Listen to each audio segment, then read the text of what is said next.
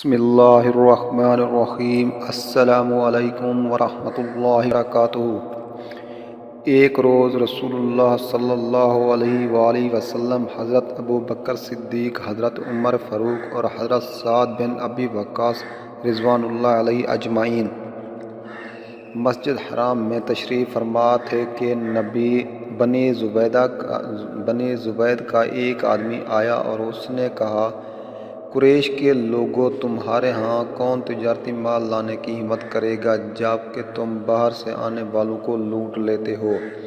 حضور اکرم صلی اللہ علیہ وآلہ وسلم نے پوچھا، تم پر کس نے ظلم کیا ہے؟ اس نے کہا، ابو جہل نے۔ اس نے میرے 3 بہترین اونٹ خریدنے کی خواہش ظاہر کی اور ان کی قیمت بہت کم لگائی۔ اب اس کے مقابلے میں کوئی شخص ان اونٹوں کو اس کی لگائی ہوئی قیمت سے زیادہ پر خریدنے کے لیے تیار نہیں، اور اس قیمت پر فروخت کر دوں تو سخت نقصان اٹھاؤں گا۔ حضور اکرم صلی اللہ علیہ وسلم نے اس سے 3 اونٹ خرید لیے۔ ابو جہل دور بیٹھا ہوا خاموشی سے یہ ماجرا دیکھ رہا تھا۔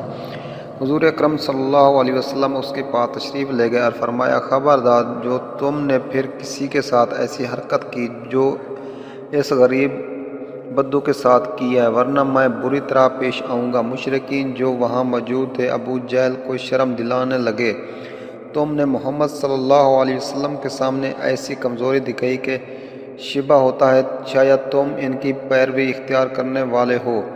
اس نے کہا، بخدا میں ان کی کبھی پیروی نہ کروں گا، مگر میں نے دیکھا ہے کہ ان کی دائیں اور بائیں کچھ نیزہ برادر کھڑے ہیں، اور میں ڈرا کہ میں نے محمد صلی اللہ علیہ وسلم کے حکم کی ذرا بھی سرتابی کی تو وہ مجھ پر ٹوٹ پڑیں گے۔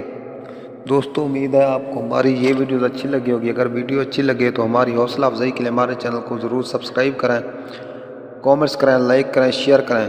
تو اسلامی وظائف یوٹیوب چینل کو دیکھنے کا شکریہ۔ اللہ حافظ۔